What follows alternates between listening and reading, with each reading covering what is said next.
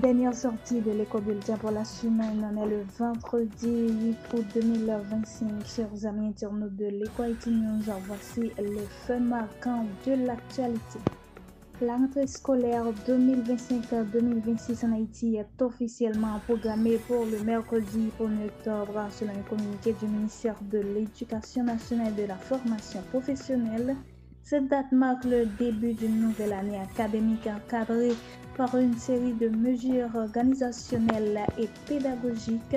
Le MENFP espère structurer le parcours des élèves dans un contexte national complexe où des écoles sont déplacées, d'autres cessent de fonctionner, leurs bâtiments sont brûlés, des milliers quittent l'école à raison de la violence. Ces annonces surviennent à un moment où le ministre de l'Éducation a révélé que l'école en Haïti est crasée alors qu'il est lui-même chargé d'en assurer la bonne marche.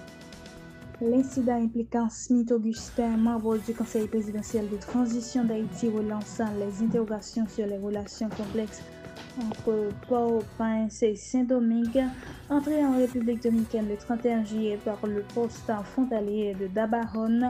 M. Augustin a été rappelé par les autorités dominicaines pour compléter une procédure biométrique non effectuée. Face à la montée des violences sexuelles à Cité Soleil, l'ODELPA, soutenu par l'ONU-SIDA et le HCR, a lancé un programme dédié à la prévention et à l'accompagnement des victimes. Ce projet vise à offrir une réponse complète face à la crise en combinant formation, soutien psychologique et autonomisation économique. Le programme propose des formations sur la prévention du VIH et des violences et sexistes, s'adressant particulièrement aux jeunes filles, jeunes femmes et jeunes hommes. Ces sessions permettent d'éduquer et de sensibiliser sur les dangers tout en donnant des outils pour mieux se protéger.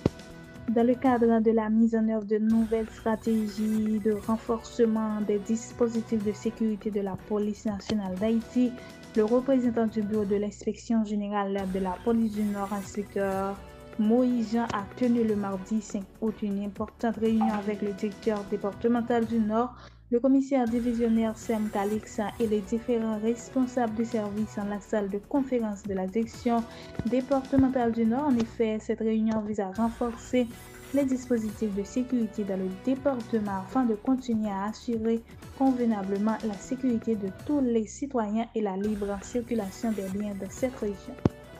2 individus interpellés par la police du Sud pour leur implication présumée dans des activités criminelles lors d'un contrôle de routine. La police nationale d'Haïti, de concert avec le parquet de la juridiction d'Aquin, a procédé le mercredi 6 août 2025 à l'interpellation des nommés Mania Max Peter, âgé de 29 ans, et Jonathan Deravine, 18 ans. Ces deux se trouvaient à bord d'un minibus en transportant des passagers vers la ville d'Eka et département du Sud.